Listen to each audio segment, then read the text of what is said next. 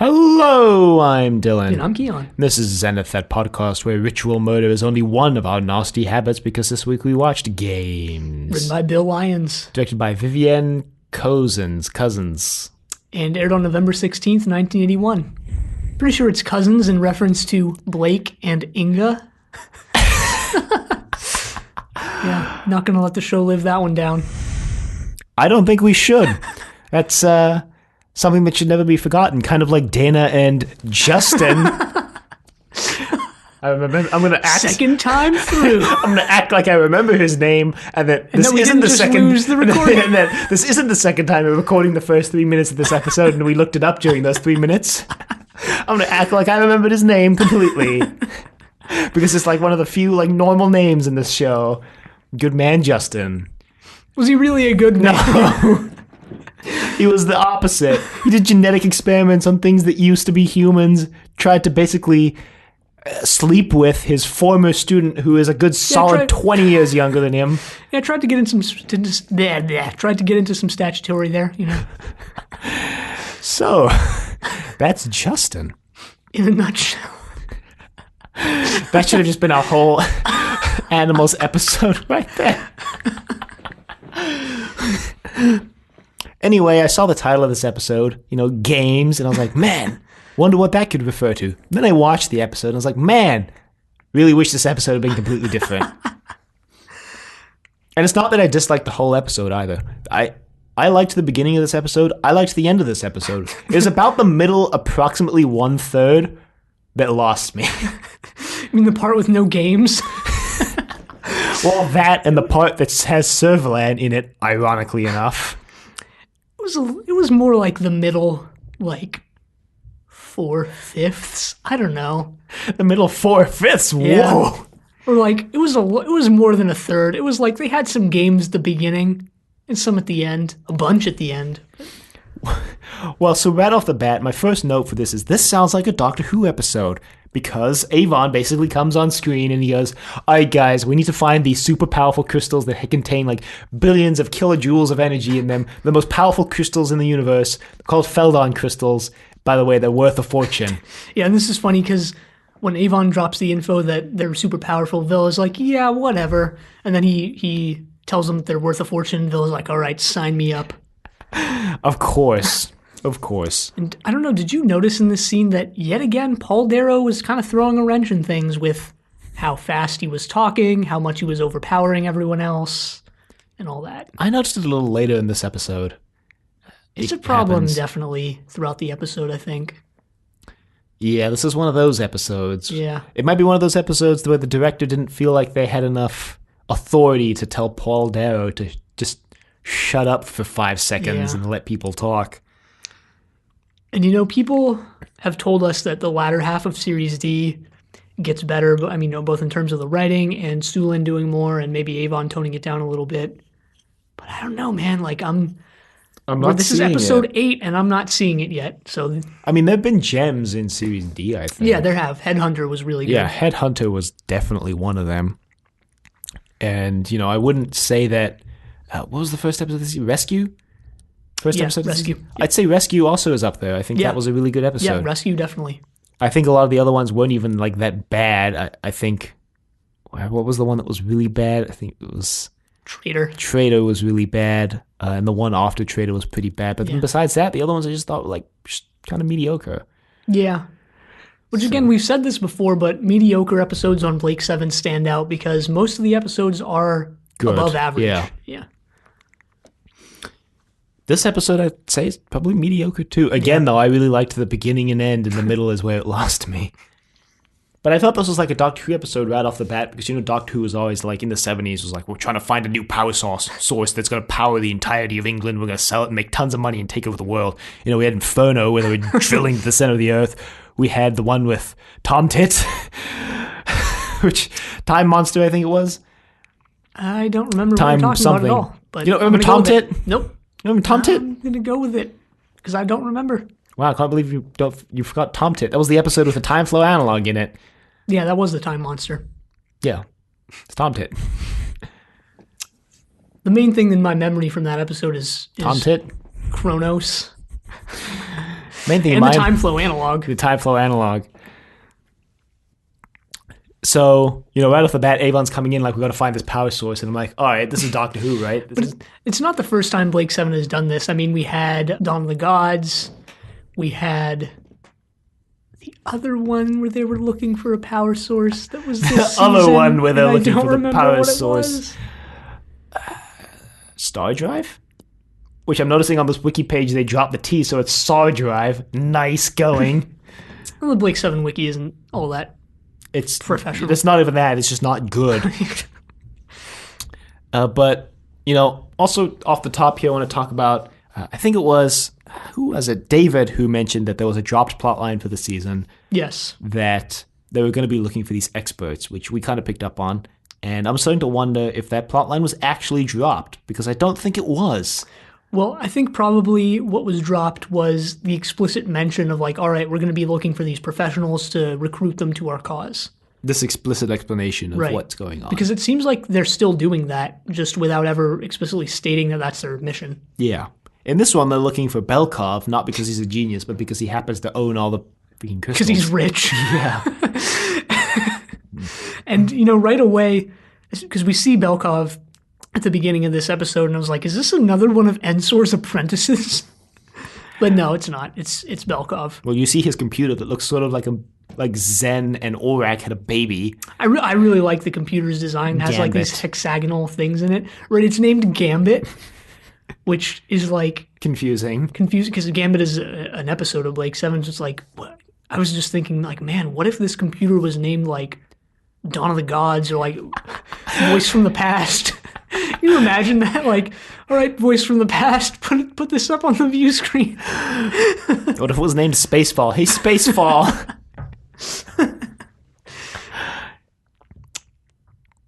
Yeah.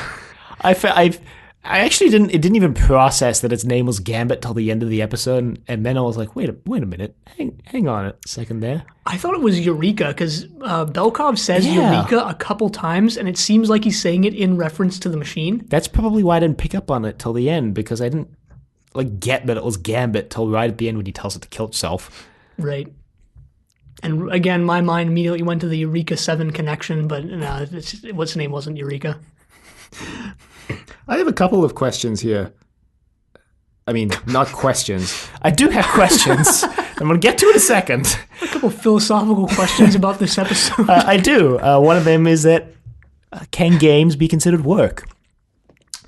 No, I was going to say I have a couple of references that my mind went to while watching this episode that I want to bring up later on. That I think things that this episode reminded me of that came after this episode, so they probably the other way around. But anyway, what happens is Avon decides they're going to go to this planet, and it's called what's the planet named now? There's a dumb black hole in this too that I'm going to get to. Mecron 2 or Micron, I think. Yeah, and there's some convoluted stuff in this episode with how they maneuver this planet. And it would be real nice to have a diagram of all this stuff, which we don't get until the very end. Well, so basically they're going because they get this message from this guy, and Garen. his name is Garen. And he was basically playing the games, but he escaped. And Right, because we get this scene of people three playing guys games. playing this game that is going to allow them to get through a lock, basically. Yeah. And what it is it's like a mirror image of yourself or like a video of yourself, but it shoots you and you have to shoot it before it shoots you. Yeah. And if it shoots you, you die. So that's a thing. The first two people fail. The third guy succeeds once, and then this Garen, he dodges the gunshot because he misses, Right. and then he runs away. But he does. Yeah, he gets shot though. He gets hit he in the doubles over in shoulder. pain, but he makes it out. I think it's the shoulder. I think when Avon picks him up, they say it's the shoulder. It's somewhere non-fatal. Although he dies in the most unceremonious way, the most Blake 7 way possible later on. This is the most Blake 7 ending too. But we're gonna get there. So, they go to this planet and they pick up Garen. Garen sends them this message, I believe. That says, hey, there's a whole ton of these Felcron crystals inside this orbiting. They call it the orbiter for the whole episode, but it's really just a satellite. Yeah, I'm not going to say I was really sure of what the orbiter even was. It was kind of like, it was the satellite. Because that was the whole thing, is that at some point now, when Avon beams everybody down, and it's just him on the ship with Orak, and Dana stays on the ship with Avon, right? No, she goes down. They all go down eventually. But before they go to the orbiter, I think Avon stays on the ship with Sulin or Dana. It was one of the two. I can't remember. I can't remember, honestly. And he puts the Scorpio in an orbit between the planet and the orbiter, so that way. No, sorry. Between the moon and the, I don't know what it was. He puts it so that the planet is between Scorpio and the orbiter, because the orbiter is what's being used to scan the nearby space, and Avon wants to stay hidden because he doesn't want Servalan to know that he's there, so he puts himself opposite the planet from the orbiter. They've done this before, but they explain it in the worst way possible in this episode, because they explain it differently than before, but because Avon calls it like, have it so that the planet is eclipsing the orbiter in our orbit. Well, it's really just a matter of, I wasn't sure what the orbiter even was. Like a little satellite. Yeah. But the thing is, I think if I'm correct, Servalan is detecting Servalan would be able to detect their location using the orbiter. Yeah. But Belkov knows that they're there already. Yeah, but then when they move Scorpio to the other side of the planet, Belkov can't detect them either, and they can't use the orbiter to detect the Scorpio, which is the thing, because that's when Belkov tells Tarrant that his buddies have ditched him, and Tarrant's like, I don't buy it. That's how they trick Belkov into thinking they just left. Yeah. But anyway, so Servalan now is on the planet, and she gets revealed in the most unceremonious way possible, because it just hard cuts to a shot of her just kind of striding into a room going, all right, Belkov, it's me, Commissioner Sleer. Well, we see this scene of some mine workers. Yeah. They look pretty laid back, just on the job or whatever, not working too hard. They play games. But we find out that Belkov has completely subjugated these people. Yeah, Belkov... Not a good guy. No, I think Belkov is pretty much like the most explicitly bad person we've had. The most explicitly bad person that they've tried to recruit to their cause? Well, maybe except Justin. Well... Maybe, I don't know. Is Belkov worse than Justin? Depends if you consider doing genetic experiments on humans worse than subjugating an entire mine race and making them work for you. Yeah, you know what? I'm just going to can them both in the bad can. Probably the smartest way possible. Anyway, what happens then is that Servalan... Blackston was innocent. Sorry. Servalan, who's using her Commissioner Sleer alias still, comes down and is like, Belkov, look, we need the crystals. We need the crystals, Belkov. Belkov's like, no. Not unless you pay me. And she's like, well, this mine used to belong to the Federation. You just stole it when the Federation fell apart. And he's like, yeah, well, I own the mine now, so what are you going to do? She calls in her guards, and the guards have guns. And Belkov's like, I see. Servalan says something like, you expect the Federation to pay for something you stole from the Federation? He's like, yeah, I do, actually. Yeah, Belkov is kind of like a far less intimidating, far less powerful Jigsaw when you think about it. Well, Gambit's the real brains of the operation here. She's the one who does... I assume she's a she because she talks in a female voice. Well, we've called Orak and Zen he for the entire show, and they're not technically male. They're just computers, so might as well just call Gambit she. She talks with what sounds like a female voice, and there's an implication that there is a relationship of Belkov is banging his computer. Okay, I was going to try to say it more tactfully than that. But in essence... Kind of like that robot from Rocky IV.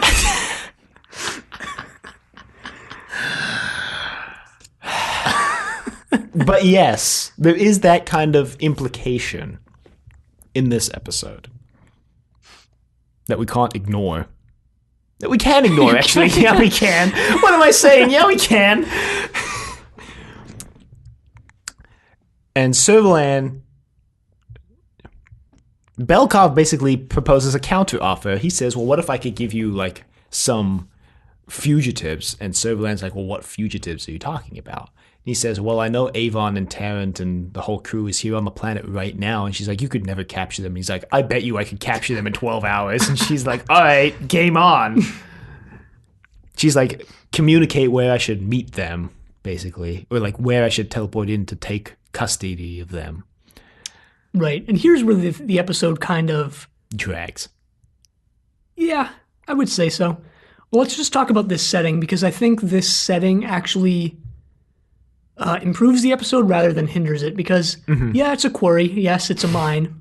But it's supposed to be a mine for once. It's yeah, that too. But it's seaside. It's on cliffs, which was interesting.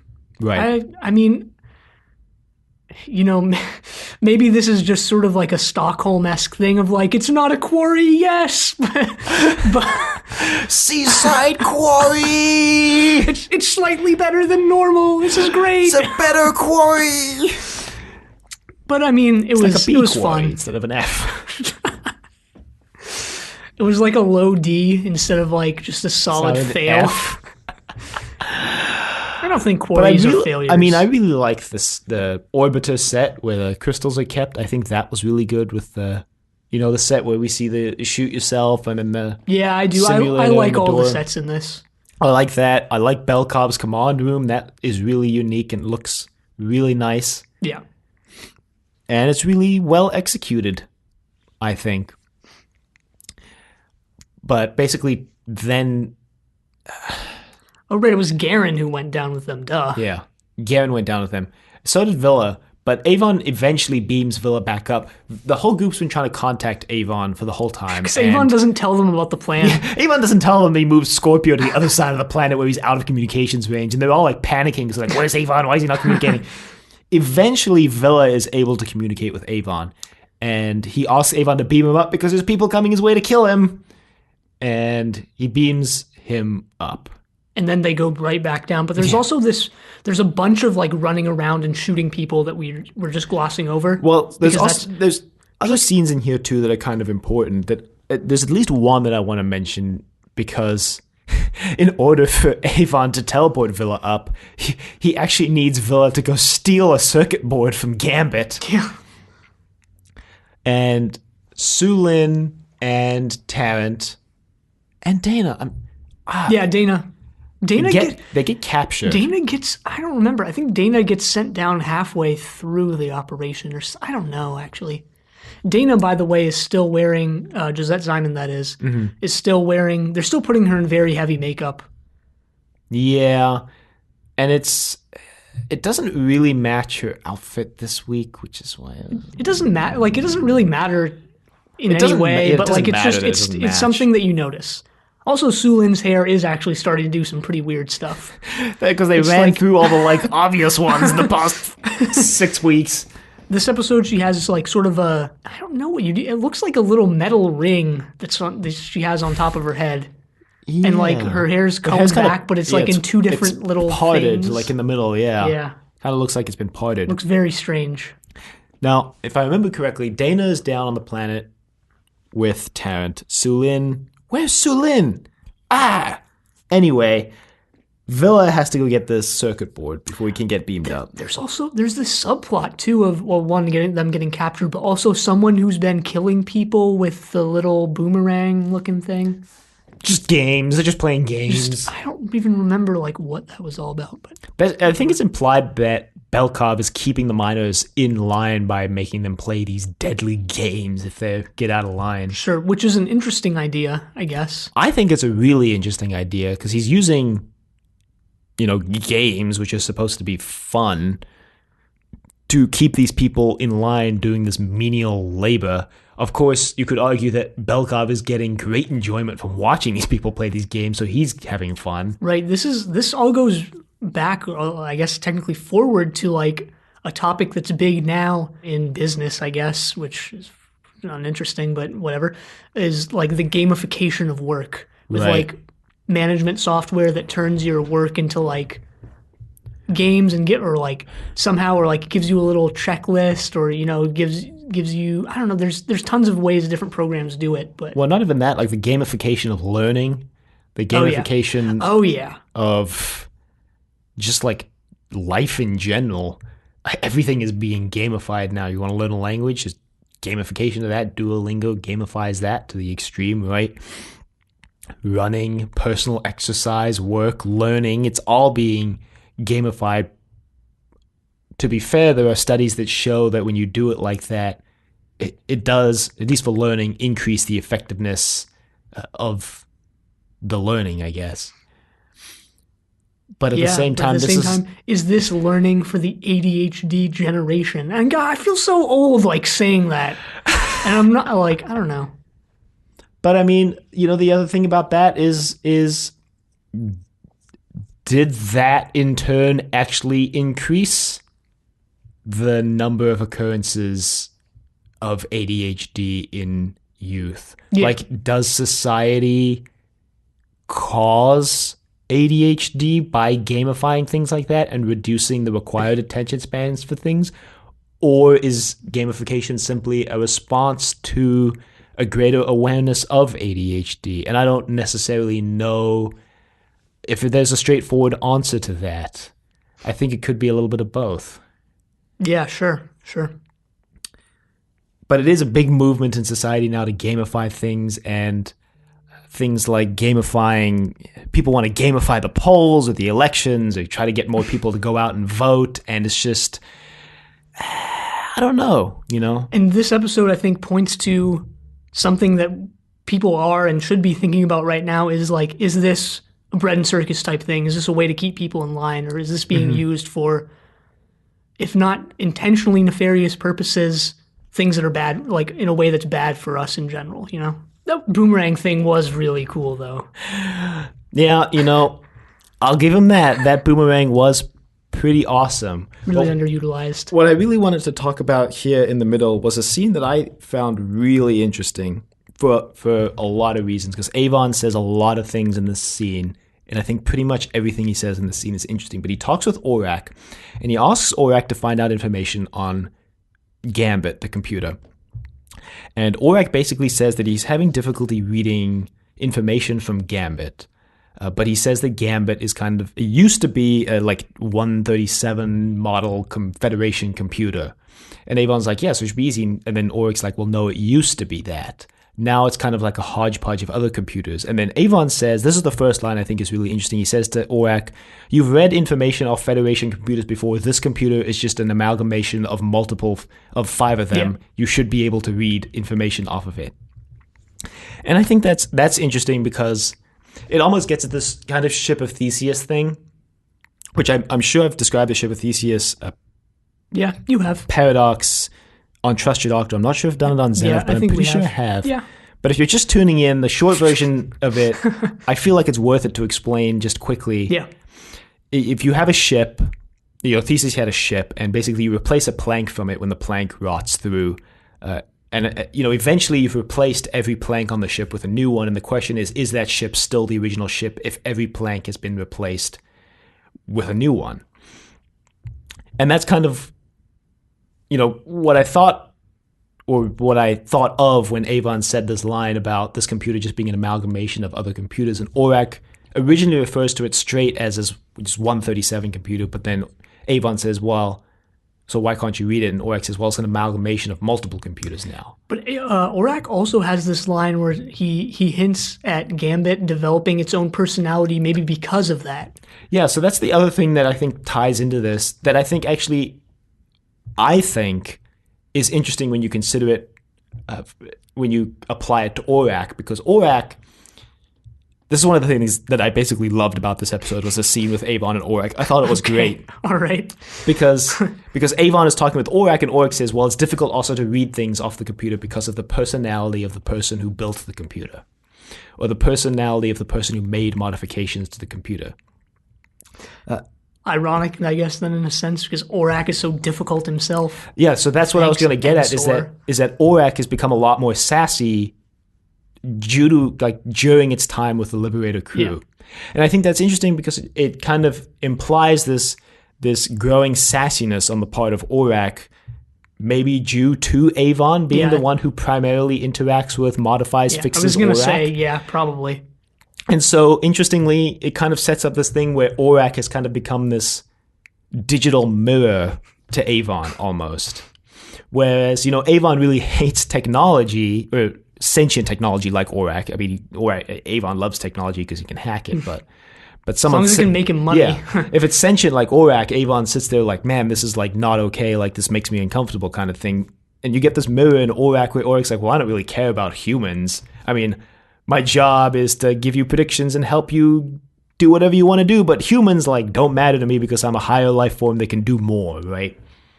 Well, this is another way in which Blake 7 is like actually ahead of its time, because I know a lot of not only science fiction, but actually just, I don't know what you would call it, theory nowadays is concerned with like the human mind, and this is especially due to smartphones, but the human mind being taken out of your body. Right. Like and this is a romantic way of saying it, but almost your memory being like in a computer in your pocket instead of like in your head, Anyway, I mean, that gets into a real philosophical question. It's like, what is consciousness? Is consciousness just the sum of your memories, or is it something deeper? Like, if you took someone's memories and put them in a computer, would that be your consciousness, or like, what is consciousness kind of thing?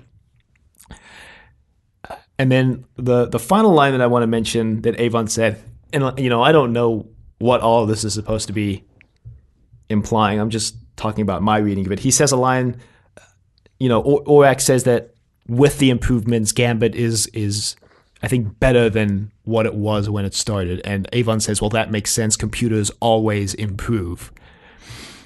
Which I just thought was an interesting line because, kind of like, how the headhunter in Headhunter, the robot that was better than Aurak in every way because it could walk, that wasn't really like built until well after Aurak was. So if you think of it like that, it does seem like a natural progression that computers are improving in the Blake 7 universe.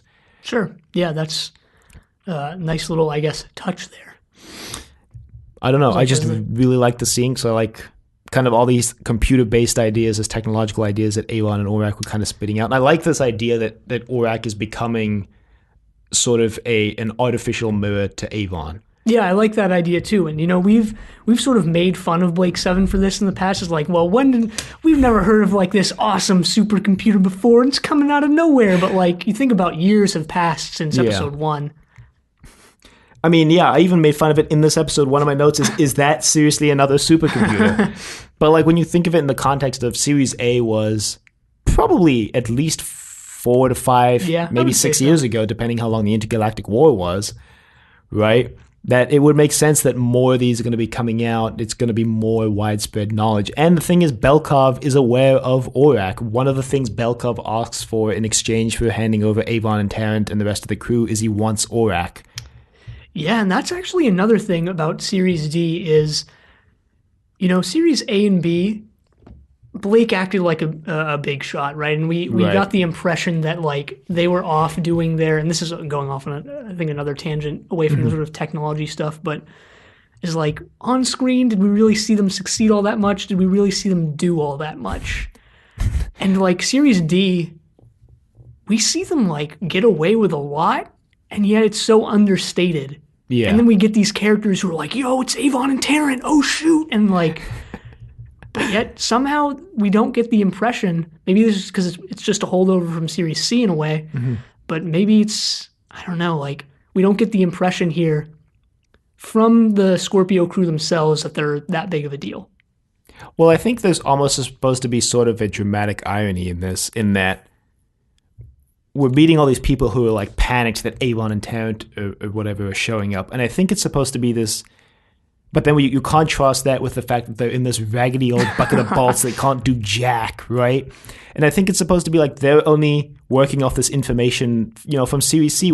If you think about it, in Series C, Avon and Tarrant are a pretty devastating crew to run across. Yeah, I mean, actually, when you think about it, systems completely destroyed, probably. Yeah. The war has decimated, like, everyone. Yeah. The Federation is wiped. The Federation's wiped out. I don't think we ever actually articulated this, but the Liberator crew in Series C is, like, probably the most powerful bunch of people in the galaxy. Yeah, and that's why I think there's supposed to be kind of this, I don't know if irony is the right word, but we get these people who are like almost in awe, or you shock and awe that Avon and Tarrant are showing up, and then you contrast it with like their current state right now. Almost I think die like every 5 minutes. I think that's sort of an intentional choice that we see these people who are still working off this knowledge of what they were like before the big fall, so to speak, and then we see our intrepid heroes running around like failing. Like, when was the last time they actually came out of a story with a big success? Last week, Star Drive. Yeah, well, Star Drive. In Assassin, they almost get killed. They don't even get Servalan out of that, which they were trying to. In Headhunter, they want this great robot, which they have to blow up at the end of the story. Well, that was all on Tarrant. That was on Tarrant and Dana, but still, like, Star Drive, they actually get the Star Drive, but Avon kills that scientist. Blackston was innocent. So, at the end of the day, like, Scorpio Crew's a lot less successful, but they're getting all this praise holdover from Series C. Yeah, quick question. I think I know the answer to this, but did Servalan ever, like, question or point out, like, hey, wait a minute, I thought all you guys were dead? No. I think she just rolled with it. She was just like, well, if I survived, I guess they would survive too. Because at least we got the Liberator Crew going, wait a minute, Servalan's alive. How did that happen? Yeah. But anyway, he asks Villa to go steal this circuit board from Gambit. And this is one of the main reasons why I think that Belkov and Gambit may be doing something related to the horizontal tango, because he asks Gambit to self-destruct as soon as he has like run away, because basically he traps Tarrant and Dana, because he's kind of acting as a free agent here, because he tells Servalan the location where Tarrant and Dana are, but it's actually like a temple that's like sacred to the native people on the planet, so Servalan's going to go there and get attacked, but then he doesn't actually let Dana and Tarrant escape. He captures them. Garen gets shot in all of this. Yeah, Dana tries to, save him or check if he's even still alive, and Tarrant's like, no, we can't waste any time, and he pulls her away. Yeah, he takes a bullet and just eats it. Yeah. Very Blake 7 death. But yeah, so Belkov is running away now with his crystals, and then Villa gets into the main base, and he overhears Belkov telling the computer to self-destruct. And this is, the first indication things are weird, because Villa says, if my loved one or my friend told me to just kill myself when I was done doing what I was going to do, I wouldn't really comply with it as easily as you would. And Gambit kind of goes, you're right. Yeah, wait a minute. Is Villa the one who puts this idea in Gambit's head in the first place? Yeah, I think that's supposed to be the implication here. Wow. There's a couple interesting things with Aurak and Gambit, where Aurak references the Oracle at Delphi, another Greek myth. Would you call it a myth? Well, the place is real. Yeah, but the veracity of like its actual supernatural power is debatable, I guess. The legend and the myth of the Oracle, where it would tell the truth. It would answer. What is it? It would answer you, but in like a really off way. It would answer your questions truthfully, but it wouldn't tell the truth. So you had to ask the right question to get the answer you were looking for. Yeah. That's what it was. And Aurak has to do the same thing to get information out of Gambit. Right. Wow, another kind of Greek thing, which is kind of weird when you think about it. Maybe there's a lot more that we're missing rooted in Greek mythology in this episode. Well, I mean, Gambit, like Aurak, is a predictive computer. Right. Although much worse. Aurak is kind of doing the Villa thing, where he's just like, really hope people don't use me to my full potential. Well, then Avon convinces Aurak to do it by throwing heavy shade at Aurak. He's like, oh, so Gambit's better then? And Aurak's like, no, you just have to ask the right question. And Avon's like, so you're losing then? And Aurak's like, to an inferior computer. And Aurak's like, What are the other Greek things in this? Well, there's that kind of reference we said to the Herculean trials at the end of the episode of this too. Huh. Yeah. Interesting. Wow. But anyway, Villa frees Dana and Tarrant, and he's like, I'm your one-man backup crew. And they're like, wow, thanks, Villa. And then they all beam up to Scorpio, and then they all beam down to the orbiter. Because that's the thing, is the orbiter is like an orbiting vault for the crystals. Right. That are supposedly there. That are supposedly there, but then apparently not there, but then supposedly are there. But they are, I mean, like, yeah. That was the thing, is like, it was supposed to be like, haha, they're there, but then, haha, they're not, but they actually are, so that was just a bluff. So they play the little shooting game. Yeah, so that's the thing is what's interesting about this orbit is that these games were all designed basically to be defeated by individual members of the Scorpio crew. Each one is tailored to a strength of each crew member. Which means Except for Belkov Dana, knows who about... stays behind on Scorpio. Yeah, which means Belkov knows about Sulin. I guess the shooting one could be for either Dana or Sulin. Yeah, might have been for Dana. And we don't know also if Belkov necessarily constructed this specifically for them, even though it's implied through some of Avon's dialogue that it is. Yeah, and this is where Sulin does her, like, one thing this episode. Yeah, she's like, stand aside, boys. I'm so disappointed at, like, because this is episode 8, more than halfway through the season, and this is it for Sulin. Yeah. It's not looking too hot for Sulin. No, it's not. This whole sequence reminded me of an episode of Warehouse 13 where they're breaking into an old warehouse, and it just so happened that every task there was perfectly tailored to be beaten by one person on the team. This is also like something that's appeared multiple times throughout many things that I've seen, but Warehouse 13 was the first one I thought of. Isn't there only 2 people on Warehouse 13? Oh, it was 4. Oh. Huh, okay. It was 4 by the time this episode aired. I've watched a couple episodes of Warehouse 13. Warehouse 13 podcast when? It's not that good of a show. And Doctor Who in the 80s was? Doctor Who has a legacy that you have to engage with. You have to engage with. Yes. Everyone has to. And if they're not, then they're just not living their lives correctly. Oh, I thought you were going to say then we should kill them. Like your dystopian society was like, if you haven't watched Doctor Who, then you die. This is my dystopian society based on Doctor Who. Really subjugate the BBC. Even the whole point of Doctor Who was that, like, to rise up and defeat dystopians. But so they defeat the shooting game, which Sulin does, and then they reach a flight simulator, and Tan's like, I got this. But then his, like, retro thrusters get blown out, and it's like, if you land, you'll get 30% more points, and Tan's like, no, I'll go for orbit. Did they ever mention whether or not, and I assume that this is the case, but they'll die if they lose the games, right? Yeah, well, Sulin would for sure with the gun game. Yeah, with the gun one, but the other ones, the orbiter is also on a timer. It's going to blow up, I think. That's the thing as well. We didn't mention that it's about to blow. Because that was part of Gambit's orders to make it to blow. Yep. And Belkov contacts Gambit. This is before, or is this after? No, it's before all this. It's before all this. And he's like, all right, now put yourself into self-destruct mode, Gambit. And she's like, I can't do that. And he's like, why not? So and it's she's actually like, a real 2001 Space Odyssey moment in a way. And then she's like, okay, well, I'll do it. But then I'm also going to send you on a course to crash into the black hole. And he's like, wait, what?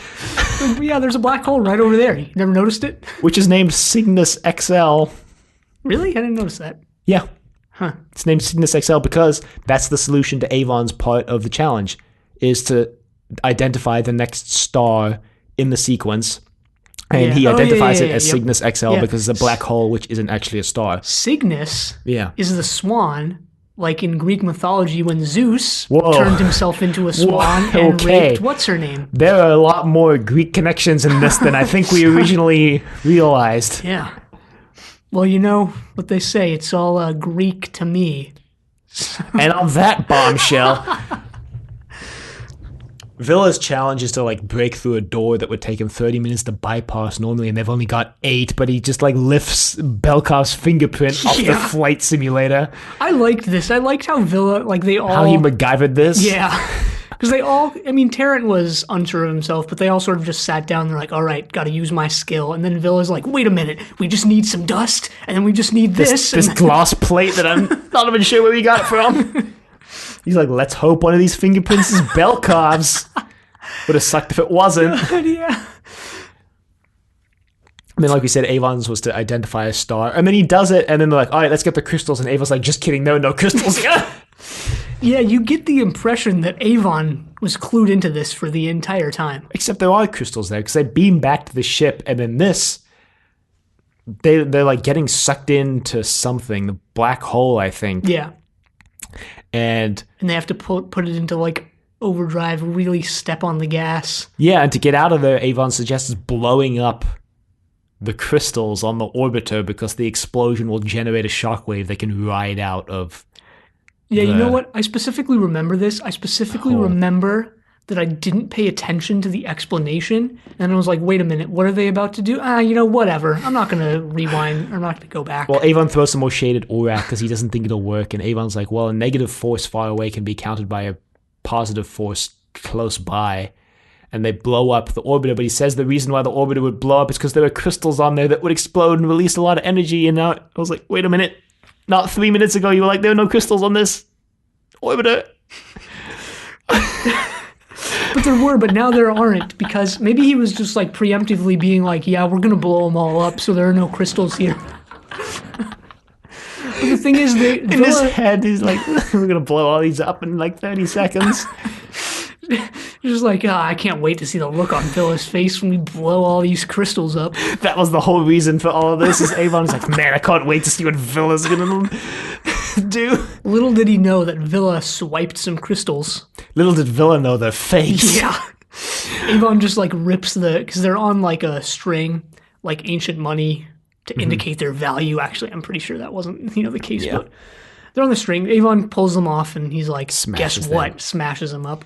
He's like, they weren't real, Anna. And he says some witty line and it ends in Blake 7 moment. Yeah. This exploding the spaceship to escape the black hole reminded me of Star Trek, the 2009 reboot, where they did the same thing. Except it wasn't an orbiter. They ejected the warp core and blew it up to create an explosion to launch them out of the black hole. I think that's what happened. They also did something similar in Solo. Also did something similar in Dawn of the Gods. They also did something similar in Star Trek Discovery, another Star Trek connection. Yeah, but I just thought of this. What if the crystals actually were real? And they're just like, the entire thing was like, you thought these crystals were indestructible, but they're actually as soft as... And Avon just smashed real crystals and is throwing them away. Then why did they just blow up in his hand? How did he know they were fake? Like, what if they were real and he went to smash it and it just blew up and blew a hole in the side of the Scorpio? They have that repairing gun, I think, still. Yeah, but Avon would be dead. Well, they can just use the repairing gun on Avon. I don't think that's how that works. Oh man, dude, you have a big hole in your chest. Let's see if we can fix that up. And they use a repairing gun. It's just a plate of metal on his chest. Oh boy, so how would Terry Nation do games? I'm going to go with something a little controversial here. All right. And I'm not even sure that this is how Terry Nation would do it. I don't think Servalan would be in this. That is controversial. Because I think Terry Nation... What's your justification? This is where it falls apart a little bit. What? If it falls apart and the justification wasn't ever strong to begin with. Okay, so Terry Nation often included Servalan, as we see at the tail end of Series A, where she was in every episode, as we see at the tail end of Series B, where she was in every episode. Right. But he was also very clued into how good you can make a story with, like, them going after, like, an Ensor-like figure or a Belkov-like figure, or have, like, this specific guy they're going after who's well-known or interesting or whatever. I think Belkov would have been as interesting as he was, and he was, or even a little more fleshed out. Mm-hmm. And Servalan wouldn't have been a part of this. There would have been other conflicts. What those would have been, I don't know, but... I was actually thinking something similar, but not exactly the same. I was thinking Servalan at best would just show up on a view screen communicating, and Belkov would, like, be working for her or something. Like, maybe... I don't think... See, I didn't go as far as cutting Servalan out completely, but I think I was thinking along the same lines as you were, that, Terry Nation liked to reuse Servalan, but he also knew when to reuse Servalan. Yeah, that's the thing, too. Which is why, kind of in my mind, I was thinking, like, well, maybe Servalan just shows up to, like, brief Belkov on the Scorpio crew, and, like, that's it, maybe. Yeah, maybe also pointing to our idea of, like, I don't know if we said whether or not Terry Nation would do this, but, like, have Sleer be a reveal that Sleer is Servalan, like, midway through or whatever.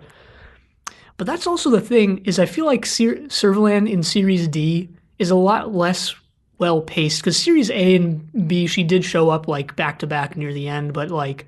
It was always very, like, well-paced when Servalan and Travis would show up. Well, I think her motives in Series D are a lot less clear, and I think that's why she feels less paced. Series A through C, you knew what Servalan wanted. Servalan wanted the Liberator crew dead because she was the head of the like security faction and because they were a big thorn in her side. You know, and then Series C was like she staged a coup and she's taking over the Federation. She wants power. She wants the Liberator. Series D, her motives are a little less clear because the Federation is in shambles right still. Servalan doesn't seem to have made a lot of progress. She's alleged to be dead, and we don't really know what she's like trying to do. Is she trying to reestablish the Federation as a big empire? Does she want Avon specifically dead? Is that her primary goal? Like, I think it's a little unclear, like, what her overall plot is. Yeah, we don't even really know like why she's keeping up the Sleer alias. I mean, after Traitor, I can see why she did it in Traitor. Mm-hmm.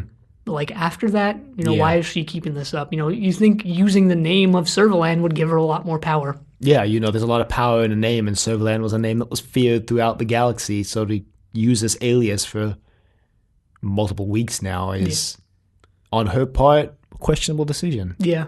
And Servalan feels kind of similar to how the Liberator crew felt in Series C, which is a little aimless. Mm-hmm. Because Series A and B, it was very clear that she wanted to rise up the ranks of the Federation. In Series C, she was trying to reestablish power, get the Liberator, whatever. In Series D, it's... Yeah. But yeah, I think so that Terry Nation, what would do, I think we're actually in like somewhat agreement there, even though you stated took it to its logical extreme. Took it to its extreme. I think otherwise the plot of the episode would actually play out pretty similarly. Maybe there'd be more games, actually. Yeah, maybe. And the thing is, maybe at the end of this, we'll listen to all our what would Terry Nation do and string it all together as like Servalan would have a goal type thing. Yeah, I think that's what it is. And I think somehow in our Blake episode, possibly the What Would Terry Nation segment can evolve into, let's look at our Terry Nation versions of these episodes and see what the season looks like at the end. Yeah. Because it would be interesting. We might want to do that in the retrospective. Yeah, we might want to actually put that in the retrospective. Speaking of retroactively specting, a couple corrections from Twitter. Not really corrections, but just things we were people informed of in Twitter and things people places. Pointed out a few weeks ago. Actually, I think a month ago or even more. We were wondering whether Glynis Barber had a previous role on Blake 7. It turns out she did. St. Clinton pointed out on Twitter that she played a mutoid in Project Avalon, and we were wondering who the youngest. We're wondering whether Josette Simon was the youngest in the cast, and she was. She was born in 1960. Yeah, so. Yep. And also just wanted to mention, because I know I put it in the show notes, we didn't actually mention it on recording, that Chris Ridd was the one who brought up Celebrity Pointless, the recent episode with Paul Darrow. Classic Pointless. And Michael, where we discovered Michael that Paul Darrow, I call him Avon, Paul Darrow doesn't have any legs anymore. Yeah, I mean, I don't know about you, but I always interchange, I would always call Paul Darrow Avon and Avon Paul Darrow. That's for every actor. He was in that Doctor Who that one time as that guy with that long hair, that fabulous long hair. Yeah, he was in The Mutants, wasn't it? I think so, yeah. And Michael Keating was in The Sunmakers. But anyway, that was at Chris Ridd on Twitter. All right, so we have 2 emails and 1 comment this week to get through. And one of the emails is like 2 lines, so it'll be easy. Here we go. I'm going to start with an email from RG, regular correspondent, and he'll be on the episode next week, actually. Games. Dear Zenith Gamers, Dana and Sulin have been allowed to sit together on Scorpio. I wonder how long it will be before they get the giggles. We see our first game of the episode, 3D chess. I prefer the Liberator, but the Scorpio model work is very good. The logo and gameplay on the shooting game are very reminiscent of early video games like Space Invaders, and a precursor to shooting games like Virtua Cop and Time Crisis. It's nice to see that Servalan's outfits are getting more practical for wear on alien planet. Never mind, she just turned around. The dialogue in this episode is particularly good, and Jacqueline Pierce delivers her lines perfectly. Usually when the Blake 7 crew lands on another planet, they all turn around in a quick circle with their guns at the ready. On this occasion, they can't be bothered and all just stand there on top of a hill. The guard Dana shoots deserves a medal for slowest death in Blake 7. At one stage, I didn't think he was going to even hit the ground. Nice bit of playful banter between Dana and Tarrant. It's funny Tarrant blaming Villa when they are discovered. It's not exactly like they were being hidden by a tiny pile of rubble. When Dana's so handy with a gun, it's not really clear why the Blake 7 crew thought they needed Sulin. Dana's in fine killing form this episode. Nice bit of slapstick comedy with Villa's hand being stepped on. The BBC can do explosions well when they want to. Aurak is being beaten by Gambit at chess. He's not so smart as he's not so think as he smarts he is. I get it now. Villa calls Gambit Madame, lol. Then he goes on to save the day. He's handy with a gun, which I never realized. My favorite Sulin part in all of Blake 7 is her shootout against herself. Finally a game worth playing. I guess Blake 7 did need another gunslinger after all. We get to watch Tarrant play with his joystick. I'll see myself out. He's a bit shit. Couldn't even land on the planet. Obviously hasn't played enough No Man's Sky. Avon presses all the buttons. Gambit turns out to be a bit of a legend, sending Belkov into a black hole. Stratford Johns did a brilliant job playing Belkov, I think. This episode is weird from the point of view that a lot happened, yet the overarching plot didn't move forward. Down and safe, RG. I agree with that last statement. Yeah, it seems like a lot happened, but like not a lot happened at the same time. I don't know. The micro was a lot, but the macro was not. Hey, that rhymed. Whoa. Whoa. Oh, I did not mean for that to rhyme. Otherwise, I think you hit on everything that we hit on. Yep. We didn't mention Villa's hand being stepped on. Mainly because I don't even remember what that is now that it's a week later. Well, he like hides in that little ditch next to that hole, but he was too slow to bring his hand down, so his hand gets stepped on. He goes, ah. Yeah, not ringing any bells. Oh. I don't know why I even tried bother. Add it to my rewatch list. Would you rewatch games? Yeah, I'd rewatch any Blake 7 episode. Including animals? Mm-hmm.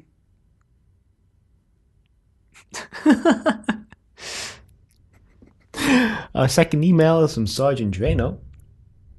Sergeant Drano's email says, hey guys, so games, pretty good one I think. Avon and Sulin make a good team. Avon is appropriately devious. Villa gets some time to shine, he even gets to shoot a trooper to death. I do like those little clipped guns. Belkov and Gambit feel like well fleshed out characters. Strangely, don't have too much to say about this one. 5 out of 7. Sergeant Drano, Station 7 the door. Well, Sergeant Drano, that's probably the shortest email you've ever sent me, except for the one that says, yeah, that sounds good for when I asked you what time we were recording, so... Not much to respond to there. Curious to know what you knocked off the 2 points for, because you seem pretty positive overall. You seem positive, but you did give it a 5 out of 7. Unless you start at like a 0 and work your way up add points to 7, you know? Maybe that's how you ended up with a 2 for Assassin, which I still disagree with. Yeah. I don't think Assassin is as bad as Animals, or on the same level as Animals, which you also gave a 2 to. Yeah, I'm going to have to ask you about that, Mr. Sergeant Drano. Finally, we have a comment on the website from Jürgen. This one was actually on our Headhunter episode. However, the comment was made after we recorded everything for that week, so it's making it into this episode. Hey guys, interesting discussion again. Yes, this story was like Frankenstein. I actually got the book at a charity shop in London the other day and then proceeded to give it to a Kiwi Blake 7 enthusiast. She was a member of the only fan club for devotees of the show in New Zealand to read. Smiley face. Great how Sulin gets her moment to shine. Don't you just love Glynis's delivery? I watched part of the episode of the game show you mentioned. I knew Paul was unwell, but like you, I was shocked to find out he had lost both legs. When I watched this episode for the first time on Belgian TV as a kid, I was too scared to watch after they mentioned the head was missing. I had to sit next to the television set when they opened the box. God, how innocent I was. I did actually like Ensor. He was quite funny and sweet. I felt sorry for him when he died. Just trying to think back to Headhunter now. Trying to think back to the plot of that episode. Gotta reach deep. Gotta reach back to 1 week ago. 2 weeks ago. 2 weeks ago. 2 weeks ago. Still. Still. Yeah, I agree. I think is kind of what I have to say about that as well. Yeah, the Paul Darrow losing his legs thing is... I mean, I know we joked about it being the biggest shock of this podcast, but it actually is like one of the biggest shocks. Well, I didn't know he was that, or had been that unwell. I don't remember why he had to get them amputated. There was some reason for it. I mean, obviously, it wasn't just like, yeah, you know what I'm going to do today? It's below the knees, right? Or was it a... I couldn't tell. I think it's below the knees. From the picture I saw. I don't remember. Other than that, he looks like he's doing good. Good. Glad to see he still has some banter, going on between him and Michael Keating. Yeah. I feel like those two of all the people on Blake 7 would become the closest friends at the end of the show, except for maybe Darrow and Boucher. Yeah, I mean, well, they were the only two cast members who were there from the beginning to the end. So. Yeah. They worked on the show for nearly Jacqueline 5 years. Pierce, so. Yeah. So that actually wraps up our email responses for this week. Not a lot, but still, as always, we do appreciate it when we get correspondence from our listeners. Yeah. And basically, we're asking for our fans to, and even if you're not a fan of Zenith, you can email us, I guess. Yeah, anyone. Email, Facebook, Twitter, or leave a comment on the website. Just, kind of pitching your fantasy version of Blake 7, like fantasy football, but for Blake 7. Who do you want playing the characters? Who would you have doing scripts, script editing, producer, whatever you want? Story ideas. And you can set this in an alternate history where Series E happened, I guess, or like a reboot or something. You can do whatever you want. Or like from the 80s, like in the era of Blake 7, if you could cast anyone, who would do it? If you could draw from any era, who would you cast? Yeah. You can do whatever you want with it, really. Like, it's very open-ended, and it's open-ended intentionally. Right. And on our final episode, which we'll be releasing the week after The Way Ahead, we'll be releasing one final wrap-up episode for Zenith. On that episode, we'll be going over people's fantasy kind of Blake 7. We'll be pitching our own as well. Yeah. And just reflecting on the podcast, just reflecting probably. on the podcast and the show and looking back fondly on what we've done. Looking back fondly on how we burned ourselves out. So again, the 4 sort of channels you can pitch your idea on, or email, Facebook, Twitter, and leaving a comment on the website. So if you would like to email us, you can reach us at thedoctor@decorativevegetable.com. Questions, comments, concerns, angry rants, love letters, your thoughts on Blake 7 as it rapidly comes to a close. Starting from next week, I believe we have a string of 3 crossovers in a row, which yes. I'm going to go ahead and give you those right now, and then we'll have a 1-week break. We have 1 episode in there unclaimed, and then we end with Blake, which will be another crossover. So next week for Sand, we have RG back on the show. Then we have Gold, where we are joined by Maurice, who has not joined us on the show yet, who was an email correspondent with us. The week after that for Orbit, we'll be joined by Sergeant Drano once again, making his return, his triumphant return. Warlord, currently we don't have a crossover planned, but I was thinking of maybe reaching out to Making Blake 7, since I know you wanted to be on one more time before the show ends. And then for the final week for Blake, we are joined by Jim and Martin of the Crinoid Podcast, which is a Doctor Who podcast, which we've been trying really hard to get that set up for a long time now, actually, and I'm really glad that it's kind of come together now. Yeah, worked out. And so that's kind of what's looking like for the end of the season, and then we'll do the way ahead.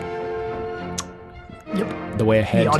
The audio the week after Blake, audio. And then after that we do the retrospective. So that's 2 months and the show is done. Yep. Hard to believe. Yeah, it really is. I'm glad we're going out with a bang, to be honest. We're going out with all these crossovers and retrospectives. It's going to be great. Yeah. I'm honestly really looking forward to it. Yeah, I am too. And so if you would like to find us on YouTube, you can find us at Decorative Vegetable, and you can find us on Apple Podcasts and Google Play at Zenith, a Blake 7 podcast. Be sure to leave a rating if you liked the show. Check us out on Facebook, Trust Your Doctor. Like us on Facebook. Also check us out on Twitter at TYD Podcast, and follow us on Twitter. And next time we're watching Sand with, like we said, RG. But until then, the end.